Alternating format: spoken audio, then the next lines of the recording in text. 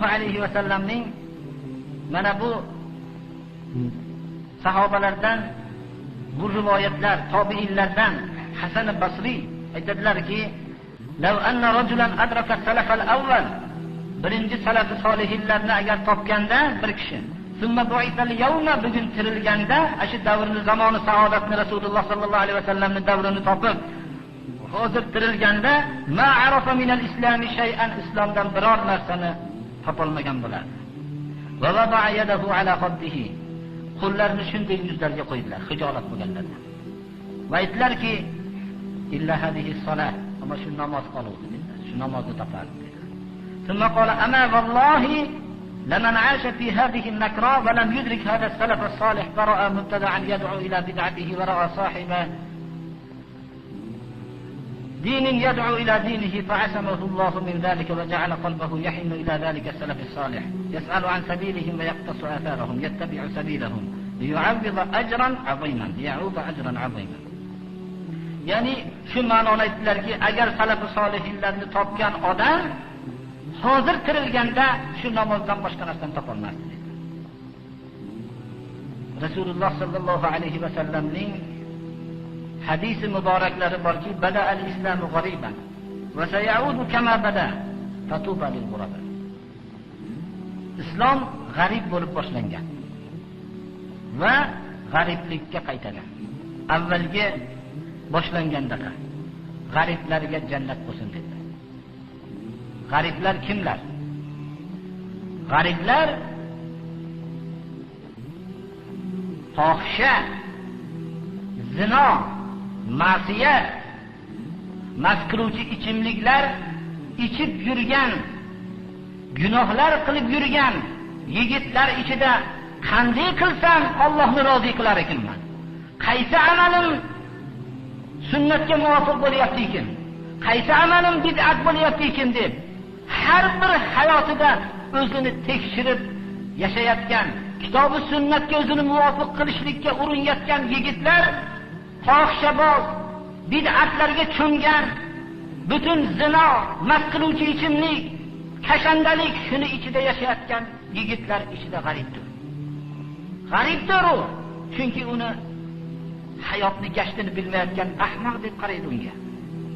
Bu qanchalik ularga qalbi bilan, "Ey birodarlar, haqqa yuringlar" desa, uni tushunmaydi. Hayotni gashtini bilmayotgan nodon deydi unga qarab. G'arib mana shu yigit. G'ariblar kimlar? G'ariblar qariyalar. Sunnatga o'zini muvofiq qilishlikka harakat qilyapti. Qanday qilsam kitob va sunnatga muvofiq yashayman ekan deyapti. Qaysi amalim sunnat ekan, qaysi amalim bid'at ekan?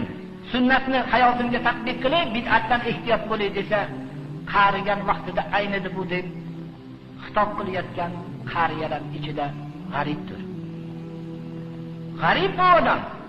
Hayotga, qabrga borgan sarim o'zimni tozalay deb urinayotgan qariya, butun bid'atlarga cho'mib yashayotgan, uning gapini tushunmaydigan, bu nimadan gapiryapti deb tushunmayotgan, xususan qarigan vaqtida bid'at o'zib qo'ygan odamlarning ichida sunnat haqida gapirsa, bu hayotni gashtini bilmay qariganda shunday bir sovuq odam bo'ldi deb turgan qariya g'aribdir.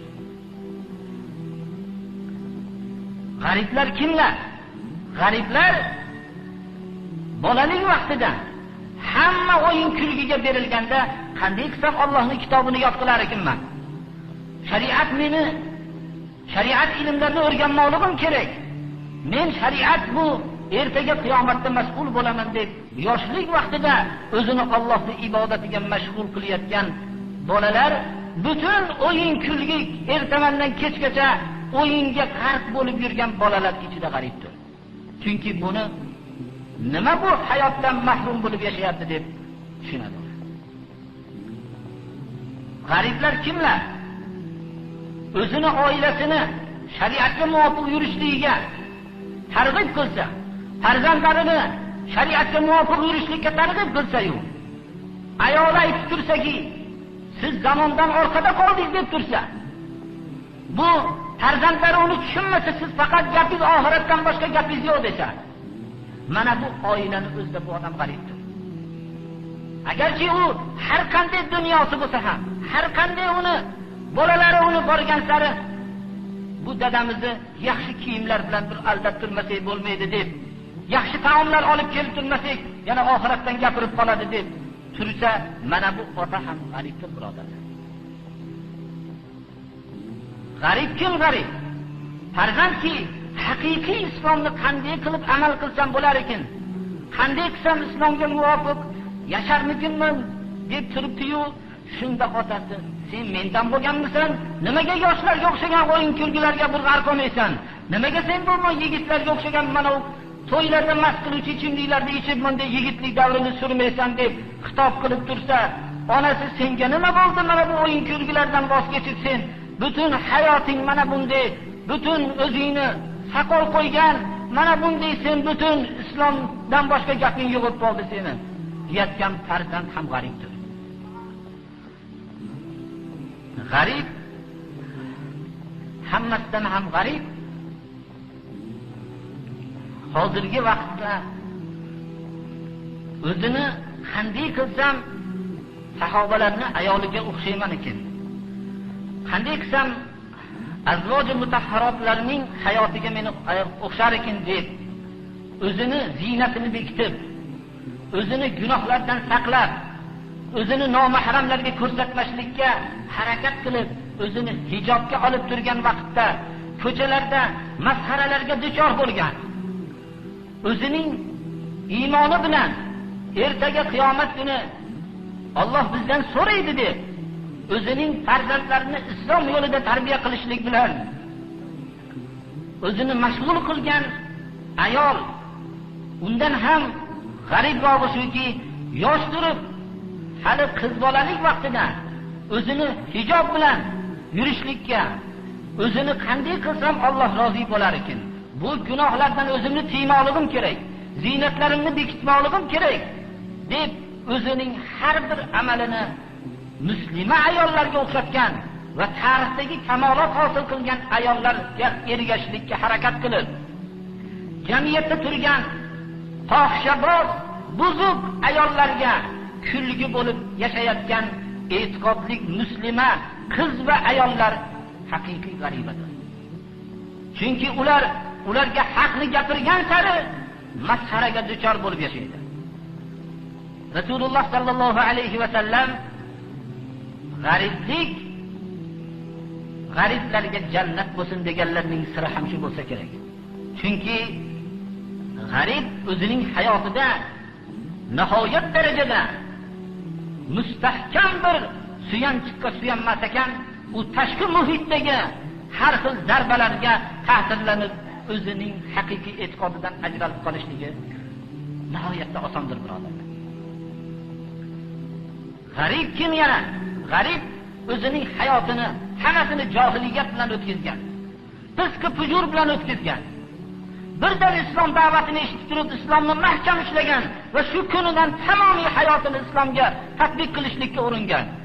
Shunda o'zining eski qadrdonlari unga kulib, senga nima bo'ldi? Sen tuzuk odam eding, birdaniga bunday bir majnun sifat bo'lib qolding degan vaqtda, "Voy senlar men topgan lazzatni bir tatiganingda" desa, "U nima lazzat bor bu shu yurishingda, majnun sifat yurishingda" deb xitob qilib turgan vaqtda bu g'aribdir haqiqatda.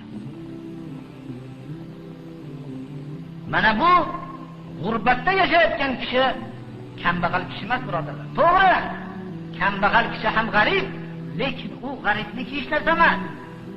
Ma'naviy tarafdan g'arib bo'lgan odam, odamlarga yaxshilikni shunchalik xohlasangiz, sizga shunchalik yomonlikni xohlasa, sizning qalbingizdagi tozalikni tushunmay tursa, bu odam haqiqiy g'aribdir.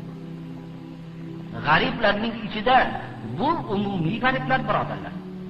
Bu g'ariblarning ichida bir g'arib borki, u kitob va sunnatni mukammal biladi. Qur'onning buyruqlarini to'g'ri tushunadi. Payg'ambarimiz sollallohu alayhi va sallamning hadisi muboraklarini to'g'ri tushunadi. Va ulamolar o'rtasida kitob va sunnatga chaqirgan vaqtida ular buning maqsadini bilib turadi, haq ekanligini biladi.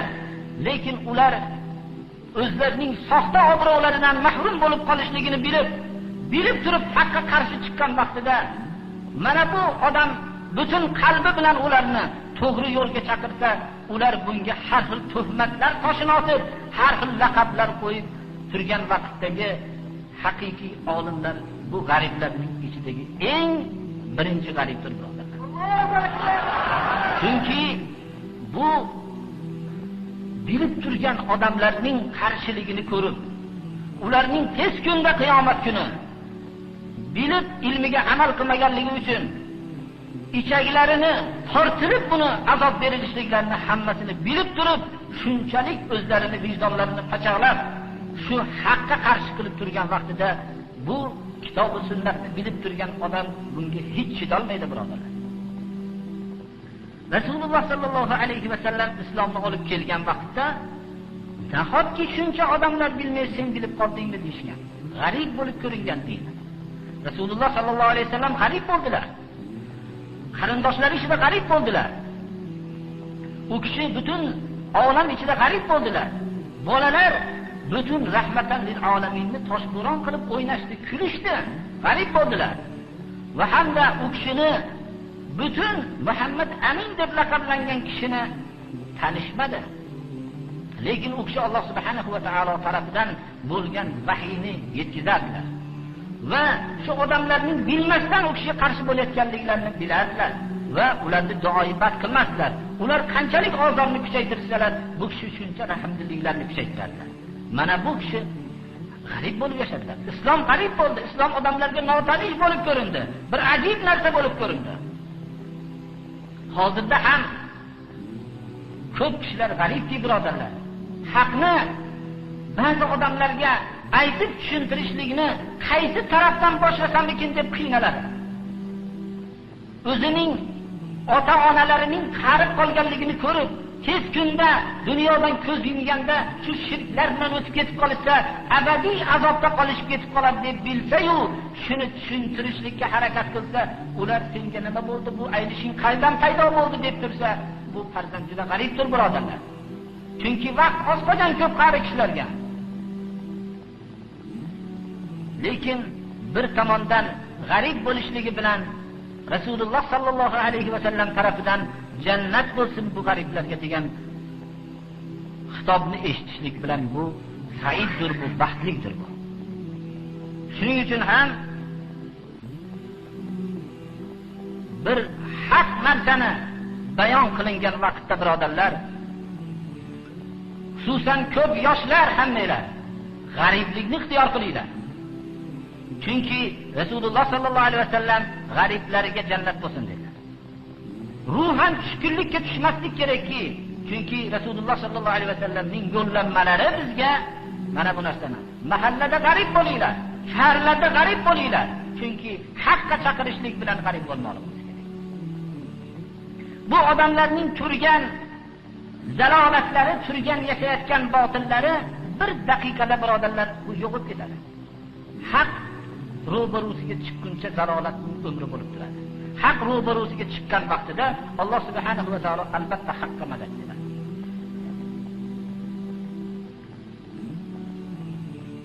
Rasululloh sallallohu alayhi va sallam aytgan, g'ariblarga mana jannat bo'lsin.